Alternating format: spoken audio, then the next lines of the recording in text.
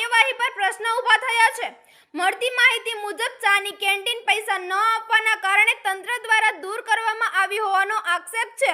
સ્થાનિકોએ આ પગલાંને અયોગ્ય ગણાવી વિરોધ કર્યો અને પોલીસે ઘટનાની જાણકારી મેળવી છે। લોકોની માંગ છે કે એસએનસી અધિકારીઓની કાર્યવાહી પારદર્શક અને નિષ્પક્ષ રહે તેમજ આ કેસમાં યોગ્ય તપાસ કરવામાં આવે। વધુ સમાચાર માટે જોતા રહો આરપી ગુજરાત ન્યૂઝ રાજકોट। सुरक्षित रहो, धन्यवाद। साल से इधर बैठे हैं, हमारा आदमी है, उसका भी माँ बाप नहीं है, खाली बाप है, वो भी बुढ़ा है। हम चाय का धंधा करते हैं। अभी क्या हुआ है आपकी घर? अभी 3 दिन से हम लोगों को परेशान कर रहे हैं। इधर कौन परेशान है? वो म्यूनसिपालिटी वाले वो आते हैं, हम लोगों को गाली बोलता है। हमारा आदमी चाय देने जाता है, हमारे पास कोई आदमी रखा नहीं है। मेरा आदमी में दोनों ही मिलकर परेशान करने का कोई रीजन?